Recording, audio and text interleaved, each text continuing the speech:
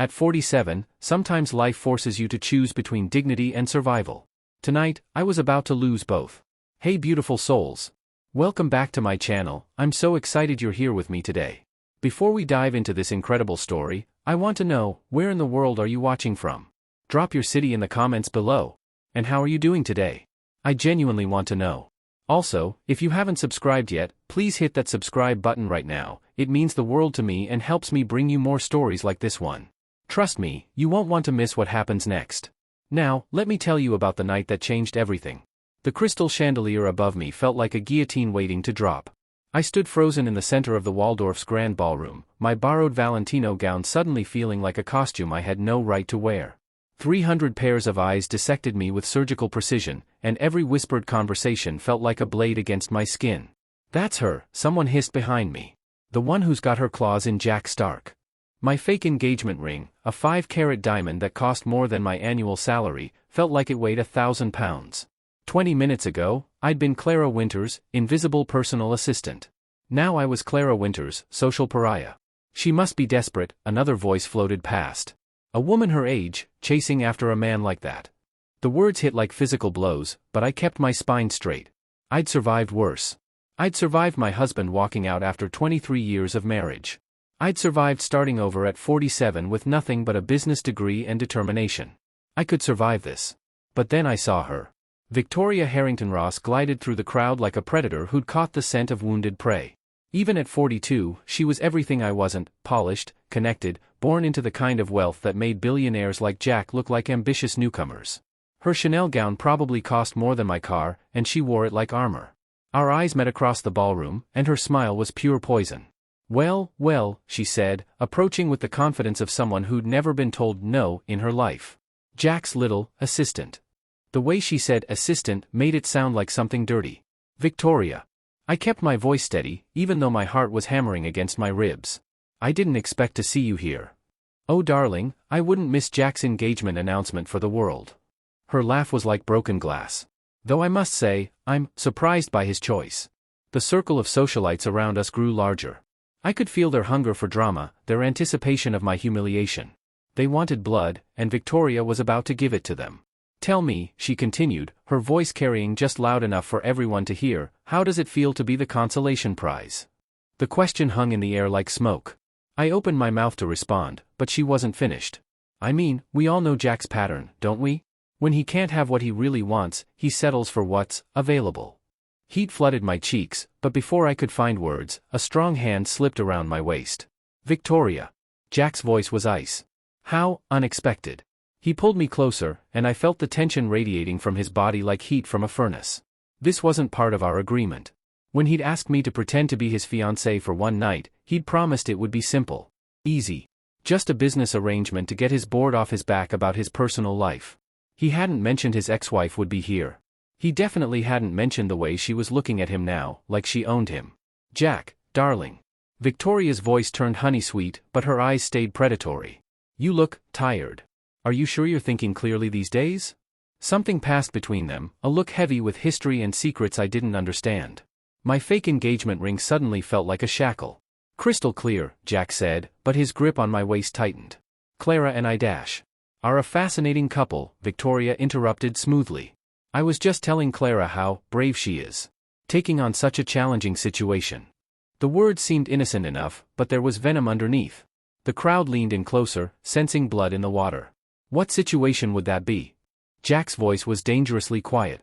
Victoria's smile widened. Oh, you haven't told her? About the real reason you need a fiancé right now? The ballroom seemed to tilt. Whatever Victoria was talking about, Jack hadn't mentioned it. Our arrangement was supposed to be about impressing his board, showing stability. But the way his face had gone pale told me there was something else. Something bigger.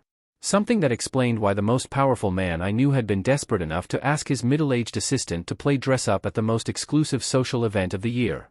Victoria, Jack warned, but she was already turning to address the growing crowd of spectators. Ladies and gentlemen, she announced, her voice carrying across the ballroom, I think we should all congratulate Jack on his creative solution to recent events. My blood turned to ice. Whatever she was about to say would destroy us both. After all, Victoria continued, her eyes locked on mine. It takes real ingenuity to find a fiancé willing to overlook a federal investigation, doesn't it? The words hit the ballroom like a bomb. Federal investigation. The phrase echoed in my head as conversation stopped, champagne glasses froze halfway to lips, and every single person in the room turned to stare at Jack with newfound interest. I looked up at the man I'd worked for, respected, and, if I was being honest, secretly cared about for the past 3 years. The man who'd asked me to trust him for one night. His face had gone ashen, and in that moment, I realized I didn't know him at all.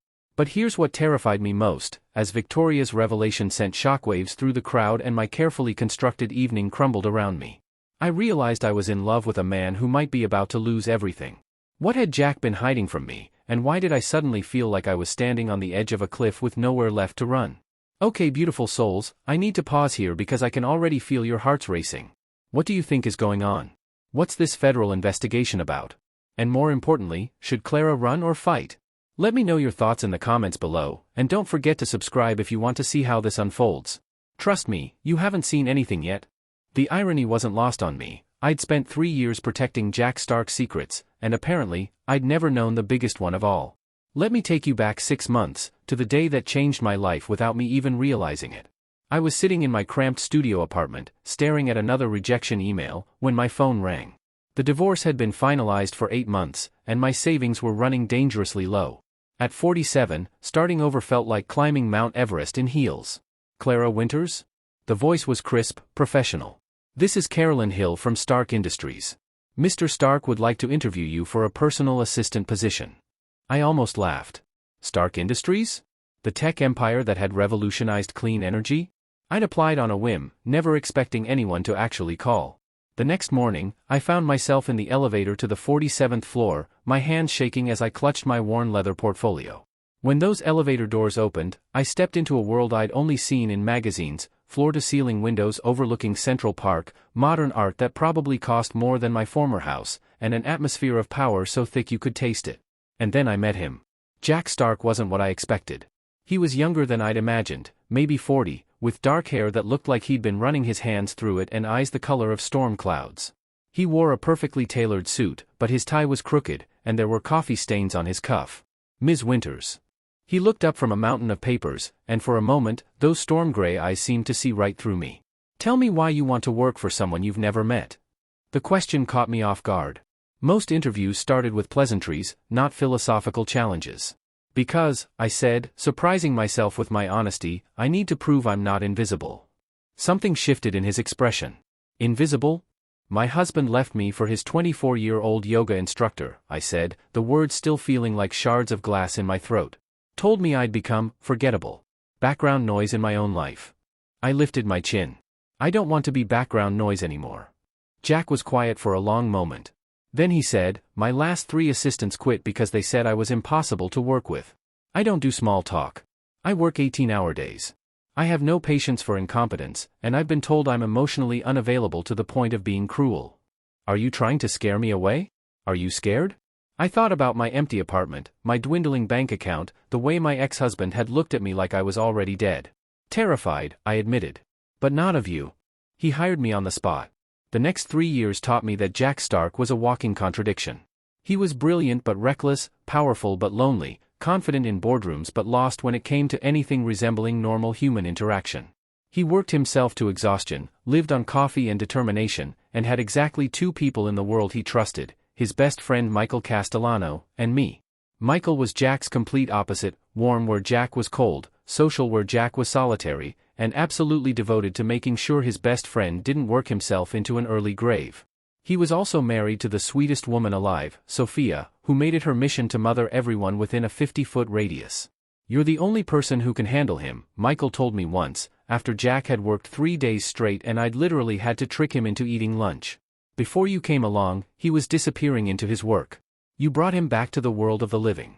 But it wasn't just professional respect that had grown between Jack and me. It was the little moments, the way he remembered I liked my coffee with exactly 2 sugars, how he never scheduled meetings during my lunch hour after I mentioned I was diabetic, the night he stayed late to help me learn the new computer system even though he had a board meeting at dawn. It was the morning he found me crying in the supply closet on what would have been my 25th wedding anniversary, and instead of awkward platitudes, he simply sat beside me in silence until I was ready to talk. It was the way he looked at me sometimes, like I wasn't just his assistant, but someone who mattered. I'd fallen in love with Jack Stark slowly, quietly, without ever meaning to. And I'd hidden it perfectly, because women like me don't get men like him. I was his employee, his support system, his safe harbor in a storm of corporate chaos. That was enough. It had to be. Until 3 weeks ago, when everything changed. I was working late, organizing files in Jack's office while he paced behind his desk like a caged tiger. He'd been agitated all week, fielding mysterious phone calls and meeting with lawyers I'd never seen before. "Clara," he said suddenly, stopping mid-pace. "How well do you trust me?" The question was so unexpected that I looked up from the filing cabinet. What kind of question is that? The kind that might determine both our futures. He was staring out the window at the city lights, his reflection ghostly in the glass. "If I asked you to do something that seemed crazy, something that might put you in an uncomfortable position, would you do it?" "That depends. Are we talking about something illegal?" "No." He turned to face me, and there was something vulnerable in his expression I'd never seen before. Something personal. My heart started beating faster. "Jack, what's going on?" He was quiet for so long I thought he might not answer. "Then, my board is questioning my judgment. They think I'm too unstable to continue leading the company." "That's ridiculous. You built Stark Industries from nothing." "I built it, yes. But I also made enemies along the way. And those enemies are now claiming I'm a liability." He ran a hand through his hair, making it stand up at odd angles. "They want me to demonstrate stability. Maturity. The kind of personal grounding that apparently only comes with domestic partnership." It took me a moment to understand. "They want you to get married. They want me to appear marriageable. Settled. Safe." His laugh was bitter. "I have 6 weeks to find a fiancée or risk losing control of my own company." "So find one," I said, trying to ignore the way my heart clenched at the thought. "You're Jack Stark. Half the women in New York would say yes before you finished asking. Half the women in New York want my money or my connections. They don't know me." He looked at me then, really looked at me, and I felt something shift in the air between us. "You know me, Clara. You've seen me at my worst and stayed anyway. You're the only person who's never wanted anything from me except respect." The filing cabinet seemed to be the only thing keeping me upright. "What are you saying?" "I'm saying I need someone I can trust. Someone who won't sell me out to the tabloids or try to take half my assets in a fake divorce." He took a step closer. "I'm saying I need you to pretend to be my fiancé for one night. Just one night, at the Harrington Foundation Gala. Let the board see me as a stable, committed man, and then we go back to normal." Normal. As if anything could ever be normal again after he'd just asked me to pretend we were in love. "Jack, I don't think dash. I'll pay you, of course. A bonus equivalent to 2 years' salary. Enough to buy your own place, start over properly if you want to leave after this." The offer should have been insulting, but I could see the desperation behind it. This wasn't about money for him, it was about survival. His company, his life's work, everything he'd built was at stake. And maybe, just maybe, it was my chance to stop being invisible. "One night," I said. "One night," he confirmed. Neither of us mentioned what would happen if one night wasn't enough. Neither of us talked about the way he was looking at me, or the way my hands were shaking as I agreed to step into a world where I didn't belong. We definitely didn't talk about what would happen if Victoria showed up. Standing in that ballroom now, with federal investigation ringing in my ears and 300 people staring at us like we were exhibits in a zoo, I realized I'd been incredibly naive. This was never about one night. This was about everything Jack had been hiding, everything he'd been protecting me from, and everything I was about to lose the moment Victoria finished destroying us both. But here's what none of them understood, what even Jack didn't fully grasp yet. I wasn't just his assistant anymore. I wasn't just pretending to be his fiancée. I was a 47-year-old woman who'd already lost everything once, and I'd learned something important from that experience. When you have nothing left to lose, you become dangerous. And Victoria Harrington Ross had no idea what kind of woman she'd just declared war on. The silence in the ballroom stretched like a taut wire, ready to snap. Then it did. "Federal investigation?" someone whispered. "What kind of investigation?" another voice demanded. The crowd pressed closer, a living organism hungry for scandal, and I watched Jack's carefully constructed world begin to crumble in real time. "Victoria," Jack said, his voice deadly calm, "we need to talk. Privately." "Oh, I think privacy is a luxury you can no longer afford, darling." Victoria's smile was triumphant as she turned to address the growing crowd of spectators. "Ladies and gentlemen, perhaps we should give the happy couple some space to discuss their complicated situation.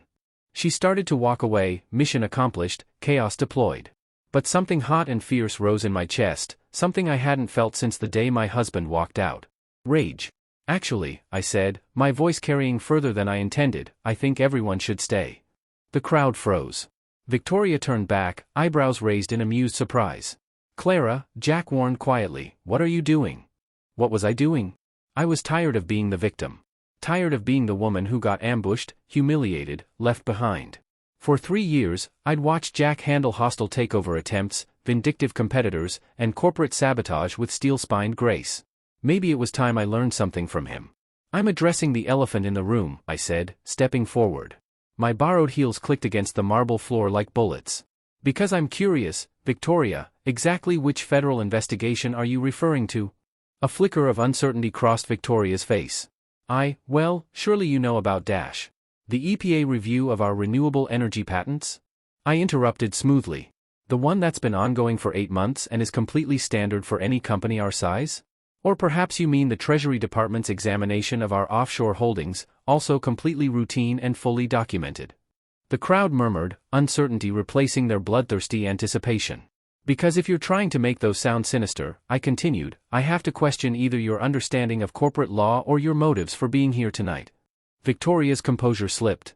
I think you're being naive about the seriousness, Dash. And I think you're being deliberately misleading. I took another step closer. But then again, you've always been good at manipulating the truth, haven't you? The words hung in the air like a challenge. Victoria's eyes narrowed dangerously. Excuse me? Ladies, perhaps we should dash, someone tried to intervene, but I was done being polite. I did my research before tonight, I said, which wasn't entirely true, but Victoria didn't know that. Harrington Industries hasn't exactly been thriving since your divorce, has it? In fact, didn't you just lose the Morrison contract to Stark Industries last month?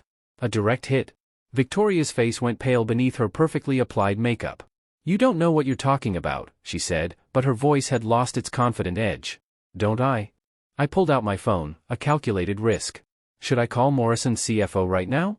I have him on speed dial. We could ask him why his company chose us over Harrington Industries. I'm sure he'd love to share his thoughts about competing bids and, what was the phrase he used? Questionable business practices. It was a complete bluff, but Victoria didn't know that either. The crowd was shifting now, sensing that the hunt had turned. Victoria was no longer the predator, she was prey being cornered by someone she'd underestimated. You little dash, Victoria started forward, but Jack stepped between us. I think, he said quietly, that's enough entertainment for one evening. But as he spoke, I caught sight of something that made my blood freeze. A man in a dark suit standing near the entrance, his attention focused entirely on our little drama. He had the bearing of law enforcement, too still, too observant, too interested in our conversation. And he wasn't alone. 2 more men, same bearing, positioned strategically around the ballroom. They weren't guests. They were watching. Waiting. Oh God. Jack, I whispered, trying not to move my lips, we need to leave. Now. He followed my gaze, and I saw his face go rigid. Shit. The service entrance, I murmured. Through the kitchen. But it was too late. Mr. Stark? The first man was approaching, his voice carrying that particular authority that made everyone in the vicinity freeze. Agent Reynolds, FBI. I'd like a word. The ballroom erupted. Conversations exploded, phones appeared, and I heard the rapid-fire click of camera shutters as New York's elite documented the fall of one of their own. Of course, Jack said calmly, but I could feel the tension radiating from him. Though I should mention my attorney isn't present. That's your right, sir. This is just a friendly conversation. Agent Reynolds' smile was about as friendly as a shark's. Perhaps somewhere more private? Actually, Victoria said, stepping forward with renewed confidence, I think everyone here deserves to know what's really happening. Agent Reynolds ignored her, his attention focused entirely on Jack. Mr. Stark, we've been trying to reach you for several days regarding some financial discrepancies in your company's international accounts. Financial discrepancies. The words hit me like a physical blow. What kind of discrepancies? I asked before I could stop myself. Agent Reynolds looked at me for the first time. And you are? His fiancée, I said automatically, then immediately regretted it. I see. The agent's expression didn't change. Then perhaps you can explain why $50 million was transferred from Stark Industries to an account in the Cayman Islands last week, only to disappear entirely 3 days later. The ballroom went dead silent. $50 million. Missing. I looked at Jack, searching his face for some explanation, some sign that this was all a mistake. But what I saw there made my heart stop. Guilt. Not surprise. Not confusion. Guilt. Jack, I whispered. Clara, I can explain. Can you? Agent Reynolds interrupted. Because our investigation suggests that money was moved using your personal authorization codes. Your fingerprints. Your access. The floor felt like it was tilting beneath my feet. This wasn't some routine investigation that Victoria had twisted into something sinister. This was real. The money was real. Jack's involvement was real. Of course, Victoria said, her voice dripping with false sympathy. Poor Clara probably had no idea. It's so easy to be taken advantage of when you're desperate for love. The words were a knife between my ribs, but they were nothing compared to the look in Jack's eyes. He was trapped, cornered, and I could see him calculating his options. I need to speak with my attorney, he said finally. That's your right, Agent Reynolds agreed. But I should inform you that we have a warrant to search Stark Industries' premises. The search begins at midnight. Midnight. 2 hours from now. And Mr. Stark? The agent's voice was almost gentle. I strongly suggest you don't leave the city. This investigation is just beginning. As the agent walked away, the crowd began to close in, reporters who'd materialized from nowhere, society vultures hungry for details, competitors ready to capitalize on Jack's downfall. But I couldn't move.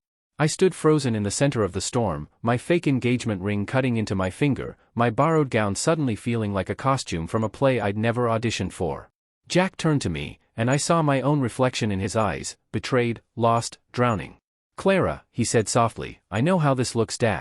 Do you? My voice sounded strange to my own ears. Because it looks like the man I've worked for, respected, and... I couldn't finish the sentence. Not here. Not like this. Trusted, I said instead. The man I trusted just got caught stealing $50 million.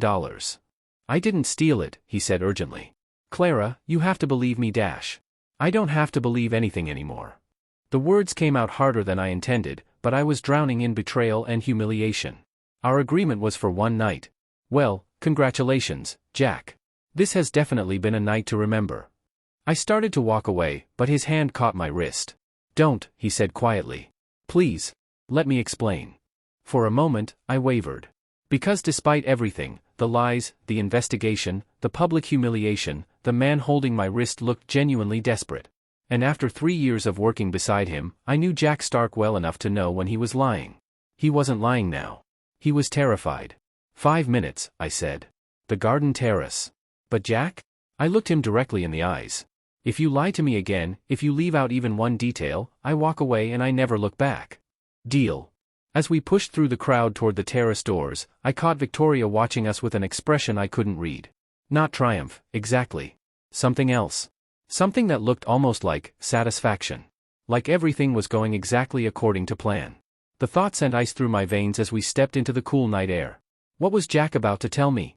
And why did I have the terrible feeling that Victoria's appearance tonight wasn't coincidence, but the beginning of something much more dangerous than a simple investigation? The garden terrace overlooked Central Park, its twinkling lights a stark contrast to the chaos we'd just left behind. Jack leaned against the stone railing, his perfectly tailored tuxedo jacket discarded, his bow tie hanging loose around his neck. He looked like a man who'd aged 10 years in the past hour. 3 years ago, he said without preamble, I made a mistake that's been haunting me ever since. I wrapped my arms around myself, the evening air cutting through my borrowed gown. What kind of mistake? The kind that starts with good intentions and ends with people you care about getting hurt. He turned to face me, and in the moonlight, I could see the exhaustion etched into every line of his face. Do you remember when Stark Industries first started working on the Clean Ocean Initiative? Of course I remembered. It had been Jack's passion project, a revolutionary water purification system designed to clean polluted coastlines. He'd thrown himself into it with the kind of obsession that made him forget to eat, sleep, or acknowledge that other humans existed. The project that fell through because of funding issues, I said. That's what I told everyone. His laugh was bitter. The truth is, the funding was there. $50 million from a private investor who believed in what we were doing. My stomach dropped. $50 million. The same amount that disappeared last week. Yes. He ran his hands through his hair. Clara, the money wasn't stolen. It was moved because someone threatened to expose where it originally came from. Where did it come from? Jack was quiet for so long I thought he might not answer. When he finally spoke, his voice was barely above a whisper. Viktor Kozlov. The name hit me like a physical blow. Even I knew that name, Russian oligarch, rumored connections to organized crime, currently under international sanctions. Jesus, Jack. I didn't know, he said quickly.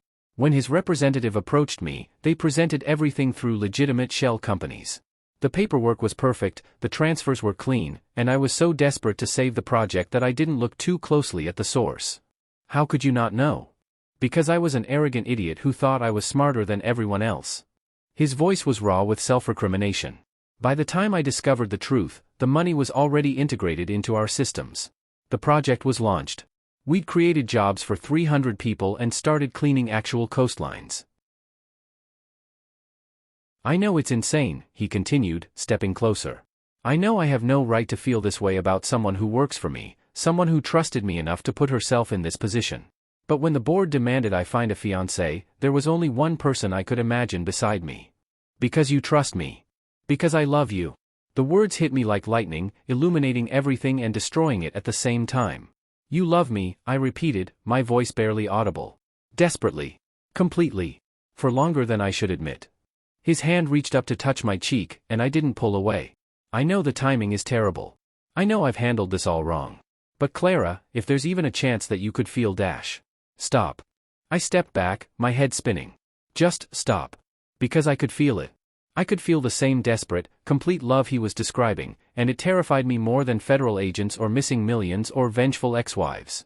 You're facing federal charges, I said, trying to inject some sanity into the moment. Your company could be destroyed.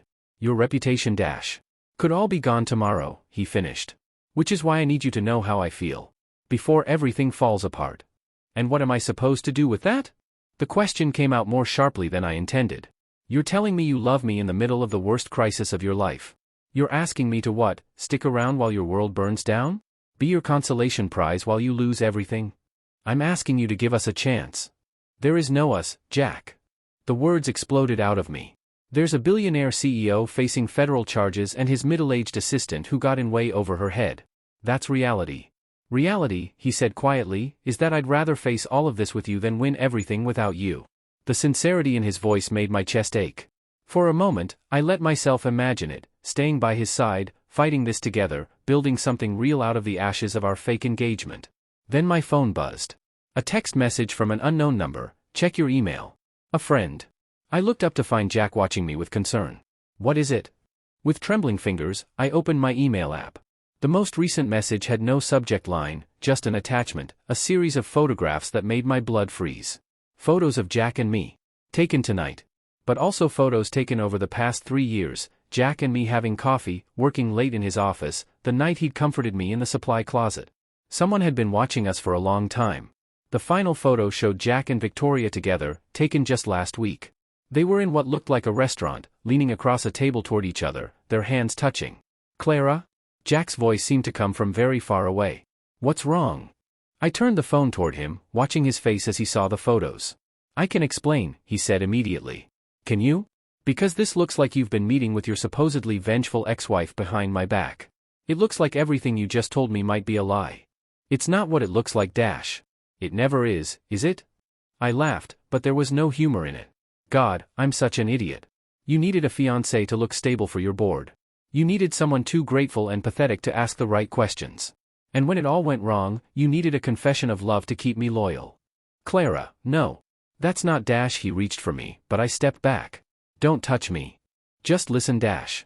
No. I was backing toward the terrace doors, my borrowed gown rustling around my legs. I listened 3 years ago when you hired me. I listened tonight when you asked me to pretend to be your fiancé. I listened 5 minutes ago when you told me you loved me. I'm done listening to lies. They're not lies. But I was already pushing through the doors back into the ballroom. The party was winding down, but the aftermath of our earlier drama lingered, hushed conversations, pointed stares, the electric anticipation of scandal. I needed to get out. I needed air, space, time to think clearly without Jack's presence scrambling my judgment. But as I pushed through the crowd toward the exit, a hand caught my arm. Leaving so soon? Victoria's voice was silk over steel. I turned to face her, and her smile was sympathetic, the kind that made my skin crawl.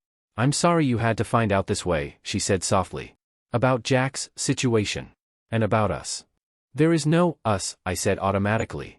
Isn't there? Victoria's smile widened. Did he tell you why we were meeting last week? Did he mention what we discussed? I said nothing, but my silence was answer enough. I thought not. She leaned closer, her voice dropping to a whisper. He asked me to give him more time. Said he needed to clean up some loose ends before we could move forward. Loose ends? You, darling. Victoria's eyes glittered with malicious satisfaction. He called you a loose end. The words hit like a physical blow, but before I could respond, Victoria was already walking away, disappearing into the crowd like smoke. I stood frozen in the center of the ballroom, surrounded by luxury and power and people who had already decided I didn't belong. My phone buzzed again. Another text, the parking garage. Level B3. Come alone if you want the truth. I looked back toward the terrace doors, where Jack was probably still standing, probably still trying to figure out how to explain away those photos. Then I looked at my phone, at the message from someone who claimed to have answers. Two choices: trust the man who just confessed his love while hiding meetings with his ex-wife, or follow a mysterious stranger into a parking garage. Both options felt like walking into a trap. But staying where I was, suspended between lies and half-truths, felt like dying slowly. I chose the parking garage. The parking garage felt like descending into the underworld. Each level took me further from the glittering ballroom above, deeper into concrete shadows and the smell of exhaust fumes. My heels echoed against the walls like gunshots, each step reminding me that I was potentially walking into the stupidest decision of my life. Level B3 was nearly empty, just a few scattered cars under the harsh fluorescent lights. I stood there for a moment, my phone clutched in my hand, wondering if I should call someone. But who? Jack? The man whose photos with his ex-wife were burning holes in my memory? Thank you for coming. I spun around, my heart hammering. Michael Castellano stepped out from behind a concrete pillar, his usually warm face grave with concern. Jack's best friend, the man who'd become like a brother to me over the past 3 years, looked like he'd aged a decade since I'd last seen him. Michael? Relief flooded through me, followed immediately by confusion. What are you doing here? How did you get my number? I've had your number for 3 years, Clara. The question is, what are you doing here, walking into what could be a very dangerous situation? You sent me those photos? I sent you those photos. He stepped closer, and I could see the exhaustion etched into his features. Because you needed to see what's really happening before you make any decisions about Jack. You mean before I decide whether to stand by a man who's been lying to me? Michael's expression softened. Clara, what did Jack tell you about those meetings with Victoria? Nothing. He didn't get the chance before I walked away. Then let me fill in the blanks. Michael pulled out his phone, scrolling through what looked like a recording app. Because I was there. At every single meeting. He pressed play, and Victoria's voice filled the concrete space, tinny but clear through the phone speaker. You have 48 hours to give me what I want, Jack. Full partnership in Stark Industries, shared decision-making authority, and public announcement of our reunion.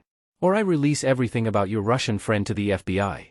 Jack's voice responded, tight with controlled anger, Victoria, you know I can't do that. The board would never approve dash. Then find another way. Because if you don't, it won't just be your company that suffers. I've done my research on your little assistant. Did you know she has medical debt from her mother's cancer treatment? Quite a lot of debt, actually. It would be such a shame if her creditors suddenly became impatient. The recording stopped. Michael was watching my face carefully. She threatened you, I whispered.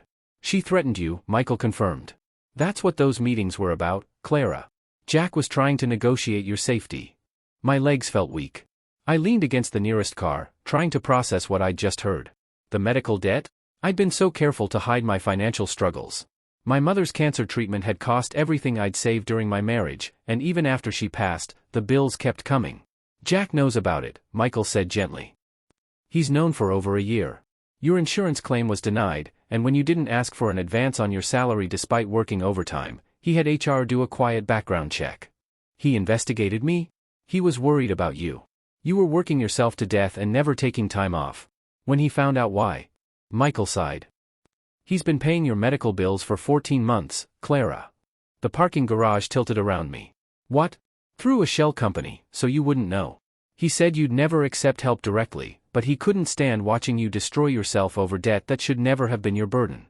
I felt like I was drowning. That's impossible. Is it? You never wondered why your creditors suddenly became so accommodating? Why they stopped calling? They had stopped calling. About 14 months ago. I'd assumed it was because I'd finally convinced them to accept smaller payments, but you're saying Jack has been secretly paying my mother's medical bills. I'm saying Jack has been in love with you for a lot longer than you think, and Victoria figured out exactly how to use that against him. Michael pulled out another device. This one looked like a small recording unit. This is from last week's meeting. The final one. Jack was supposed to give Victoria his answer. He pressed play, and I heard Jack's voice, clearer this time. I won't give you control of my company, Victoria. But I'll give you what you really want. And what's that? Me. I'll marry you.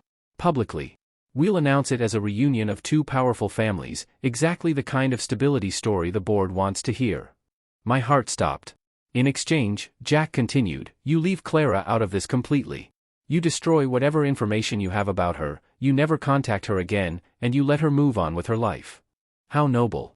And what about your little love confession?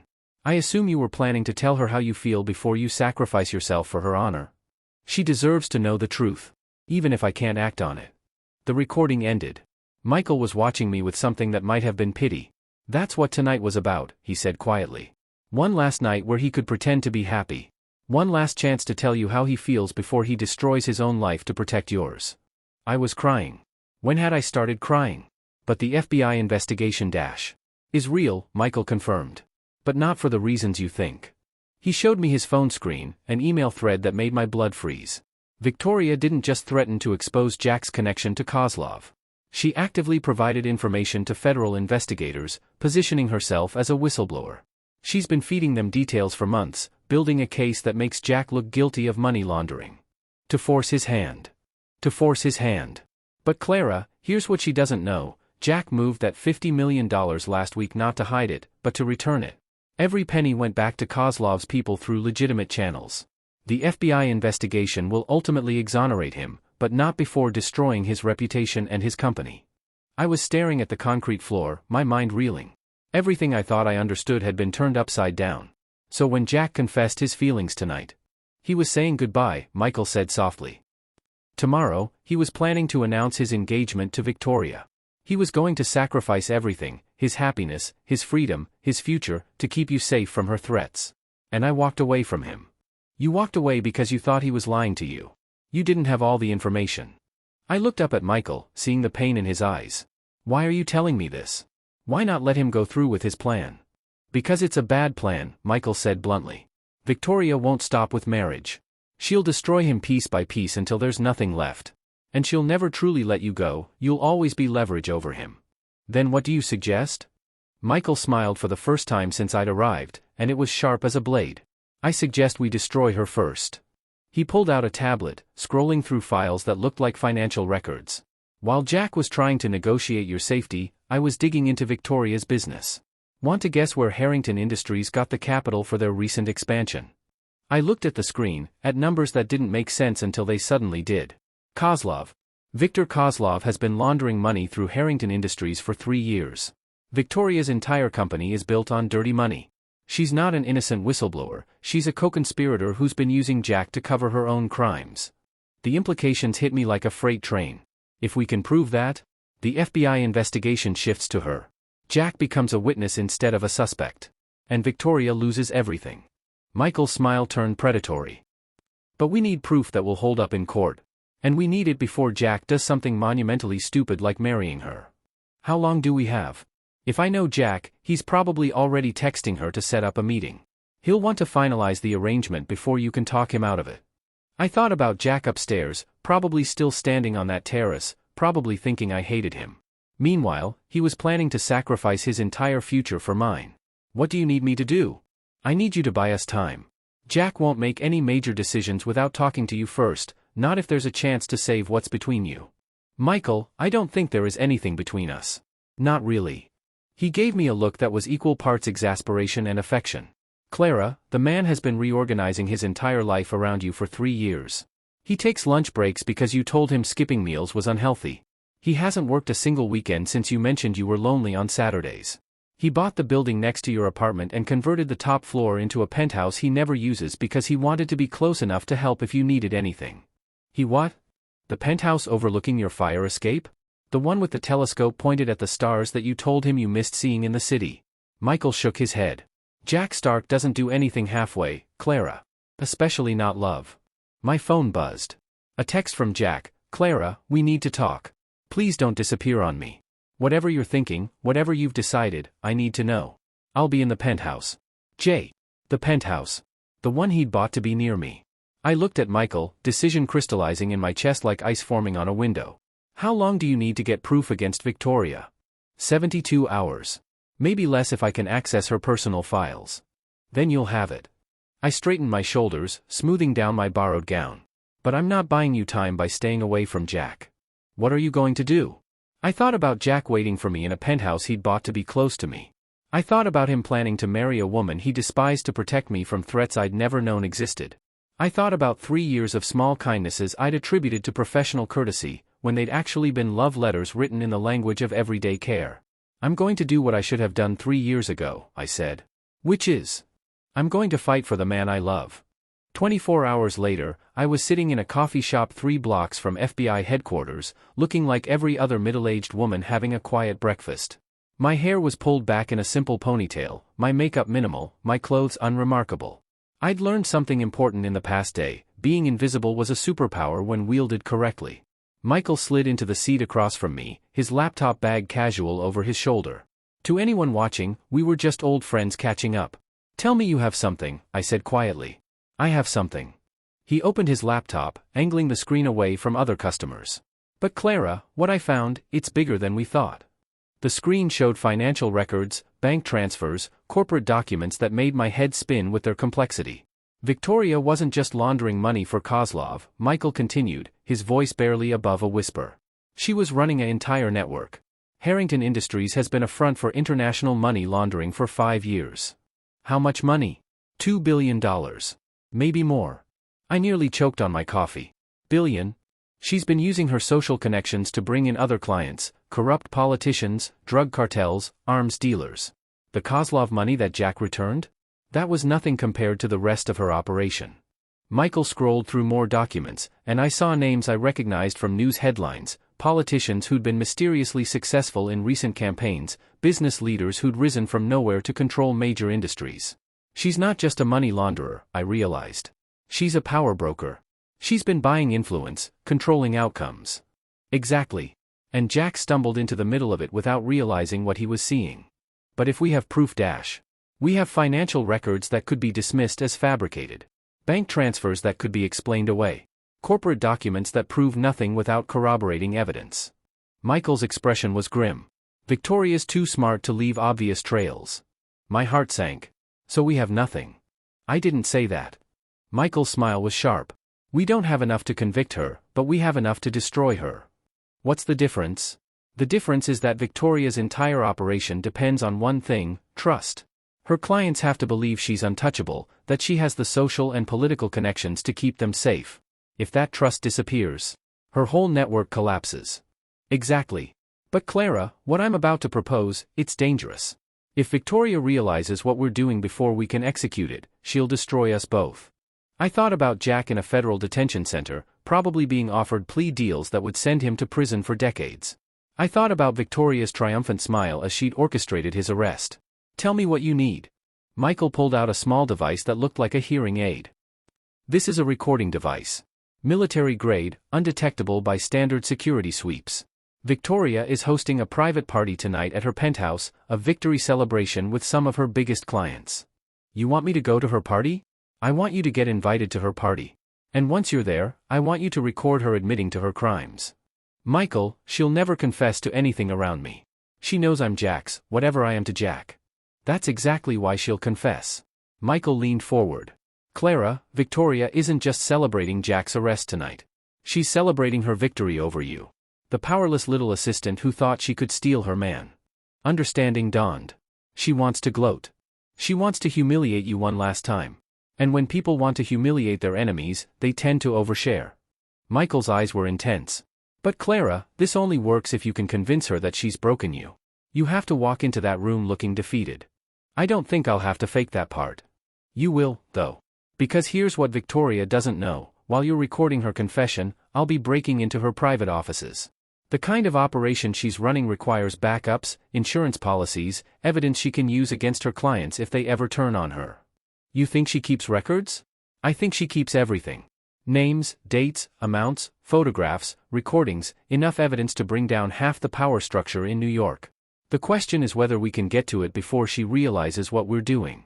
I stared at the laptop screen, at the evidence of corruption that went deeper than I'd imagined. Michael, if we do this and we fail, Jack goes to prison for crimes he didn't commit. You spend the rest of your life looking over your shoulder. And Victoria gets away with building an empire on blood money. The choice was simple, even if the execution would be anything but. How do I get invited to this party? Michael's smile was predatory. Leave that to me. 3 hours later, my phone rang. Victoria's voice poured through the speaker like poisoned honey. Clara, darling. How are you holding up? I made my voice small, broken. What do you want, Victoria? I want to offer you my condolences. And perhaps, a chance to move forward. Move forward. I'm having a small gathering tonight. Some friends, some business associates. I thought you might like to join us for a drink. A chance to process recent events. Why would you want me there? Because despite everything, I'm not a monster. I know you cared for Jack, even if your feelings were misguided. I thought you might appreciate some closure. Closure. The word made my skin crawl, but I forced gratitude into my voice. That's actually very kind of you. Wonderful. 9 o'clock. Penthouse level of the Harrington building. And Clara? This is a private gathering. Just a few close friends. Nothing formal. I understand. Oh, and Clara? You might want to bring your resignation letter from Stark Industries. I'd hate for you to be associated with Jack's difficulties when the media attention intensifies. The line went dead. I looked at Michael, who'd been listening on speaker. She took the bait. She took the bait. He handed me the recording device. Clara, once you're in there, you need to let her control the conversation. Let her lead you where she wants to go. Don't push for information, let her give it to you. And you'll be breaking into her offices while she's distracted by her party. Michael's expression turned serious. Clara, I need you to understand something. What we're doing tonight, it's the only chance Jack has. If we fail, he's looking at 25 years in federal prison. 25 years. Jack would be 65 when he got out, if he got out. His company would be gone, his reputation destroyed, his life wasted. We won't fail, I said, and for the first time since this nightmare began, I actually believed it. There's one more thing. Michael pulled out an envelope. Jack asked me to give you this if anything happened to him. My hand shook as I opened it. Jack's handwriting, strong and familiar. Asterisk Clara? If you're reading this, then everything has gone wrong and I'm probably sitting in a cell somewhere wishing I'd been braver sooner. I want you to know that loving you has been the best part of my life. Not just the romance, though God knows I've wanted you for longer than I should admit, but the friendship. The partnership. The way you made me remember that business is just business, but the people we care about are what make life worth living. Don't waste time feeling guilty about my situation. I made choices that led me here, and I'd make them again if it meant keeping you safe. But I have one last favor to ask, don't let Victoria win.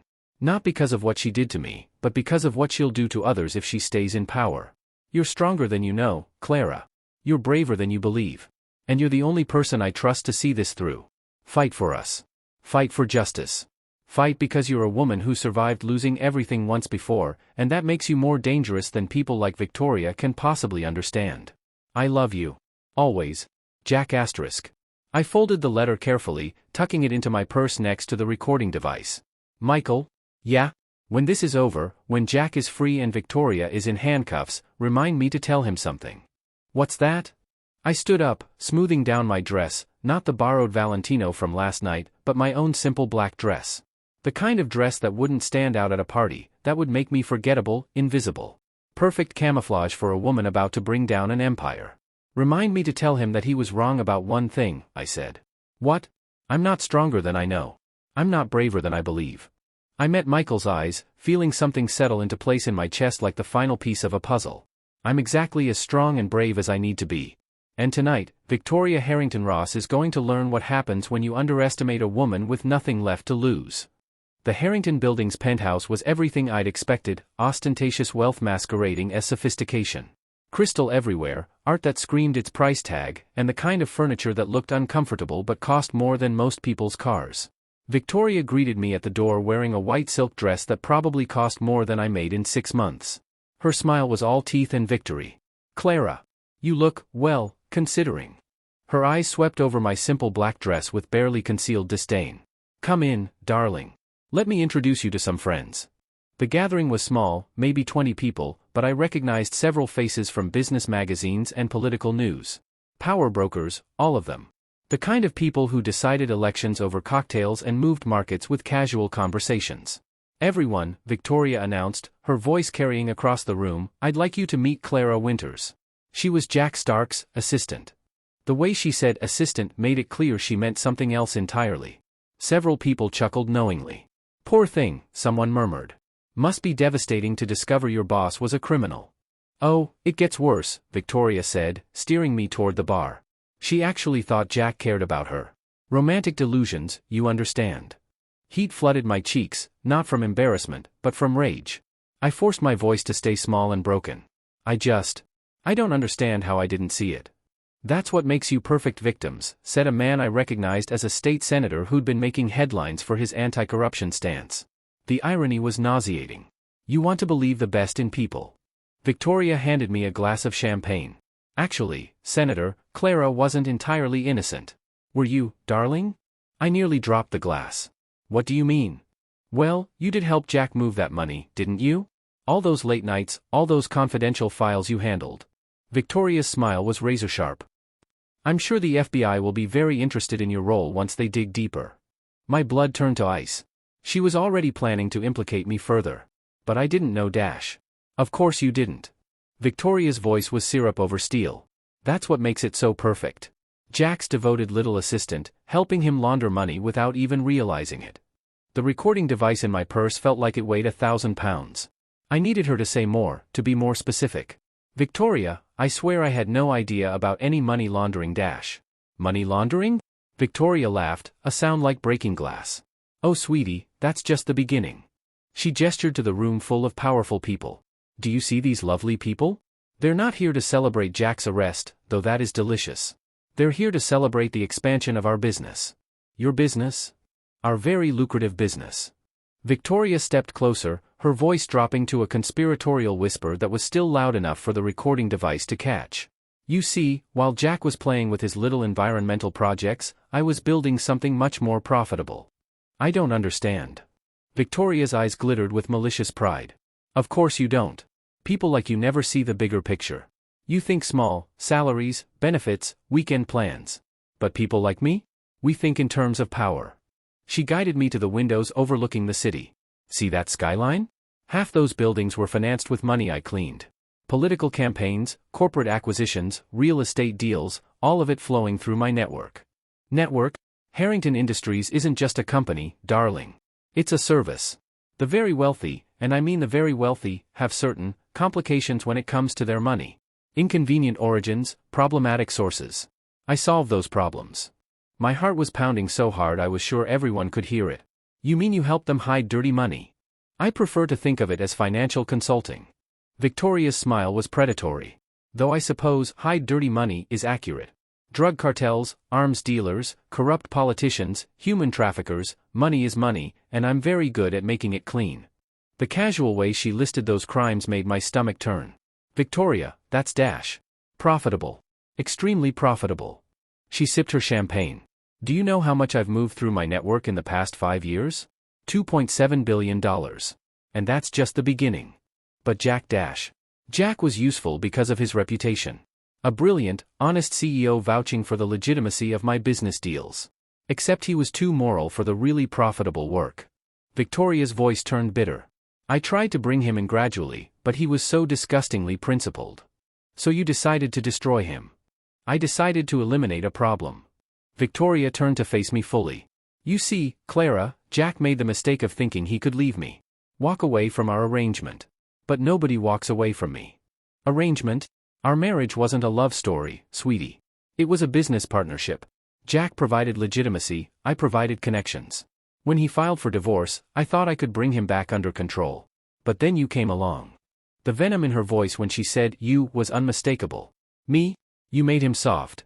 Made him think he could have a normal life with a normal woman. Made him forget that he belonged to me." Victoria's mask of sophistication slipped, revealing something ugly underneath. "So I decided to remind him. By framing him. By showing him what happens when he chooses you over me." Victoria's smile returned, but it was cold as winter. The beautiful part is, he'll spend the next 20 years in prison thinking he saved you. He'll never know that you're going to be arrested next week as his accomplice. The threat hit me like a physical blow, but I forced myself to stay calm. You're going to frame me too? I'm going to destroy you too. Systematically, completely, until there's nothing left. Victoria leaned closer. Because Jack chose you over me, and I don't forgive that kind of insult. She straightened up, her voice returning to its normal volume. But enough about ancient history. Let's talk about your future. My future? You're going to disappear, Clara. Tonight. You're going to leave the city, change your name, and never contact Jack or anyone else from your old life again. And if I refuse? Victoria's laugh was genuinely amused. Oh, you won't refuse. Because if you don't disappear voluntarily, you'll disappear permanently. I have associates who specialize in that kind of problem solving. The threat was clear, and the casual way she delivered it told me she'd made good on similar threats before. You're insane, I whispered. I'm powerful. There's a difference. Victoria raised her champagne glass. To Jack Stark, may he enjoy his new accommodations. And to Clara Winters, may her disappearance be swift and complete. The toast echoed through the room as 20 of the most powerful people in New York raised their glasses to celebrate Jack's destruction and my elimination. That's when my phone buzzed. A text from Michael. Got everything. FBI is moving in 3 minutes. Get out now. I looked around the room at the corrupt politicians, the dirty businessmen, the criminals in expensive suits. In 3 minutes, this penthouse was going to be swarming with federal agents. Victoria was still smiling, still basking in her victory, still completely unaware that her entire world was about to collapse. You know what, Victoria? I said, setting down my champagne glass. What's that, darling? You're right about one thing. Jack and I don't think big enough. I pulled out my phone, showing her the recording app that had been running for the past 20 minutes. But we think smart. Victoria's face went pale. What is that? That's you confessing to money laundering, conspiracy, threatening to murder me, and about 6 other federal crimes. I smiled, and for the first time in days, it was genuine. You see, while you were busy gloating, I was busy recording. You little bitch dash. FBI. Nobody move. The penthouse erupted in chaos as federal agents poured through every entrance. Guests screamed, glasses shattered, and Victoria's carefully constructed world dissolved into handcuffs and Miranda rights. Clara Winters? Agent Reynolds appeared beside me, his expression vastly different from our last meeting. We need to thank you. This recording just gave us everything we need to dismantle the largest money laundering operation in U.S. history. I watched as Victoria was led away in handcuffs, her white silk dress wrinkled, her perfect composure finally shattered. As she passed me, she hissed, "This isn't over." Yes, I said quietly, it is. 2 hours later, I was sitting in Agent Reynolds' office, watching him review the evidence Michael had recovered from Victoria's private files. This is incredible, he said, scrolling through documents on his computer. Bank records, client lists, recorded conversations, she kept records of everything. Is it enough? Enough? Ms. Winters, this evidence is going to result in the largest corruption investigation in decades. We're talking about taking down senators, judges, CEOs, foreign diplomats. He looked up at me with something like awe. You and Mr. Castellano just handed us the case of the century. What about Jack? Agent Reynolds smiled. All charges against Mr. Stark are being dropped. In fact, given his cooperation in exposing this network, he's going to be treated as a key witness rather than a suspect. When will he be released? He's being processed out now. Should be free within the hour. I closed my eyes, feeling 3 days of tension drain out of my body like water. Ms. Winters. Agent Reynolds' voice was gentle. For what it's worth, Mr. Stark never stopped insisting on your innocence. Even when we offered him plea deals that would have reduced his sentence significantly if he implicated you, he refused. He was protecting me. He loves you, the agent said simply. And based on what you've done to save him, I'd say the feeling is mutual. 20 minutes later, I was standing outside the federal detention center, my heart hammering as I waited for Jack to emerge. When he finally walked through those doors, he looked like a man who'd aged years in 3 days. His hair was disheveled, his clothes wrinkled, his face drawn with exhaustion. But when he saw me, when his eyes met mine across the parking lot, everything else disappeared. He ran toward me, and I ran toward him, and when we collided in the middle of that parking lot, it felt like coming home. Clara, he whispered against my hair, his arms wrapped around me like he'd never let go. How? Agent Reynolds said you recorded Victoria, that you got evidence dash. I kept my promise, I said, pulling back to look at him. What promise? The one I made to myself 3 years ago. I cupped his face in my hands, memorizing every line, every detail. To stop being invisible. You were never invisible to me. I know that now. Clara, I'm sorry. For everything. For the lies, for the danger, for not telling you how I felt sooner. I silenced him with a kiss, pouring 3 years of suppressed love into the contact. When we broke apart, both of us were crying. I love you, I whispered. I love you and I'm not going anywhere and I'm never letting you sacrifice yourself for me again. Good, he said, his smile brighter than the sun. Because I'm never letting you go. As we stood there in that parking lot, holding each other like we could anchor each other to the earth, I realized something important. I hadn't just saved the man I loved. I'd found myself. The real me. The woman who could face down corruption and win. The woman who could love completely and fight fiercely. And that woman was just getting started. Part 9, Satisfying Conclusion. 6 months later, I was standing in Jack's office, our office, really, watching him pace behind his desk while he argued with someone on the phone about renewable energy patents. Some things never change. But some things do. The Stark Industries logo had been redesigned, the board of directors completely restructured, and our company's mission statement now included a dedication to transparency, ethics, and social responsibility. Jack had insisted on that last part. No, he was saying into the phone, we're not interested in any partnerships that can't pass a full ethical review. I don't care how profitable they might be. I smiled, making a note in his calendar about his 3 p.m. meeting. In the past 6 months, Jack had turned down more than $50 million in business deals because they didn't meet his new standards. The old Jack might have seen that as weakness. The new Jack saw it as strength. Clara? He'd hung up the phone and was looking at me with that expression I'd learned to recognize, the one that meant he had something important to say. Yes?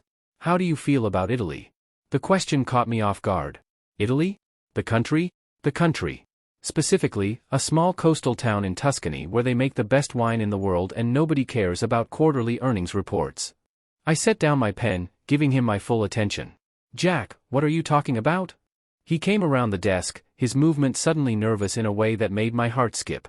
I'm talking about the fact that we've been working 18-hour days for 6 months, rebuilding this company and testifying in federal court and making sure Victoria and her associates get the justice they deserve. Victoria had been sentenced to 35 years in federal prison.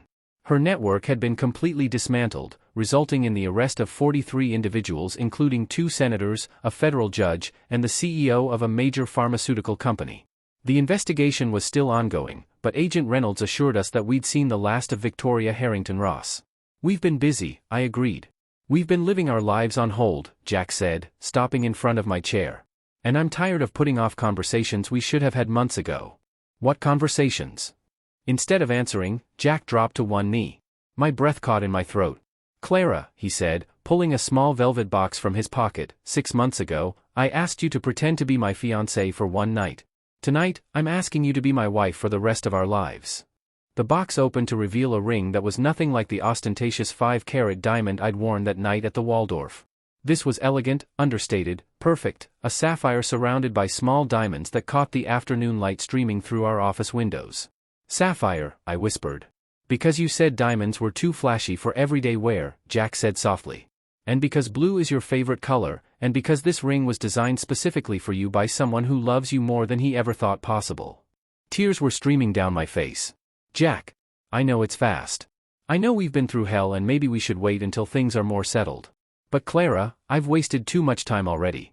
I don't want to waste another day pretending we're just business partners or friends or anything other than what we really are. Which is 2 people who found their perfect match in the middle of absolute chaos.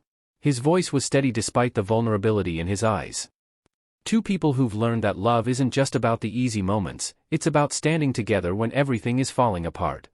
I thought about the past 6 months, the media scrutiny, the federal investigation, the long hours rebuilding Stark Industries' reputation. Through all of it, Jack and I had been a team. Not just romantically, but as partners in every sense of the word. Clara Winters, Jack said, will you marry me? Yes, I whispered, then louder, yes. He slipped the ring onto my finger, a perfect fit, of course, and then I was in his arms and he was spinning me around our office while I laughed and cried simultaneously. When he set me down, his expression turned serious. There's one more thing, he said. More?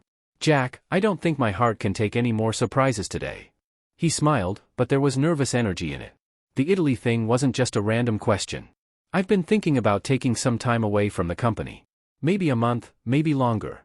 Let the new management team prove they can handle things without us micromanaging. A vacation?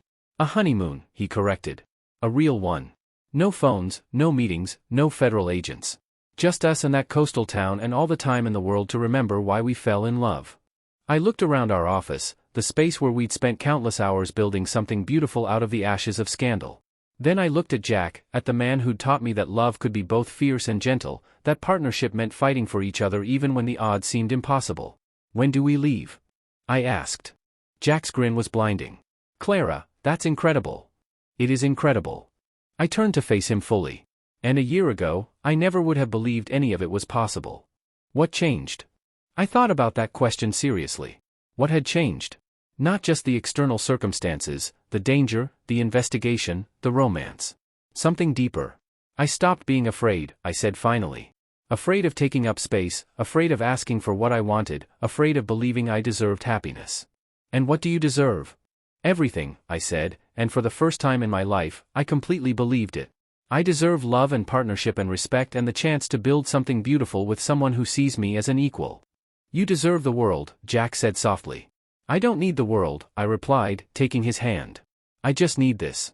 Us. The life we're going to build together. As the sun set over Manhattan, painting our office in golden light, I realized something profound. The woman who'd walked into that ballroom 6 months ago in a borrowed gown and fake engagement ring was gone. In her place stood someone stronger, braver, more authentic than I'd ever imagined I could be. That woman had been playing a role. This woman, engaged to the love of her life, about to become co-CEO of a major corporation, planning a honeymoon in Tuscany, this woman was completely, authentically, unapologetically herself. And she was just getting started. Beautiful souls, as I finish telling you this incredible story, I'm sitting here with tears in my eyes thinking about Clara's journey. From invisible to unstoppable, from forgotten to fierce, from broken to brilliantly, beautifully whole. But here's what I want to know from you. What did you learn from Clara's story? What resonated with you? Was it her courage in the face of corruption? Her willingness to fight for love? The way she discovered her own strength when everything seemed hopeless? And I need your brutal, honest opinion. Did this story move you? Did it make you believe that second chances at love are possible at any age? Did it remind you that being underestimated can be your greatest advantage? Also, I'm curious about something. How did you like the voice I used to tell Clara's story? Too intense? Not emotional enough? Did it feel real to you? Because your feedback literally shapes how I craft these stories for you. Drop your thoughts in the comments below. I read every single one, and your insights help me become a better storyteller. What part of Clara's journey hit you the hardest? What would you have done differently in her situation? And if this story moved you, if it reminded you that it's never too late to fight for your dreams, please hit that subscribe button and share this with someone who needs to hear Clara's message. Because somewhere out there, there's another invisible woman who needs to know she has the power to become unstoppable. Until next time, beautiful souls, remember, you are stronger than you know, braver than you believe, and worthy of every beautiful thing life has to offer. Keep shining.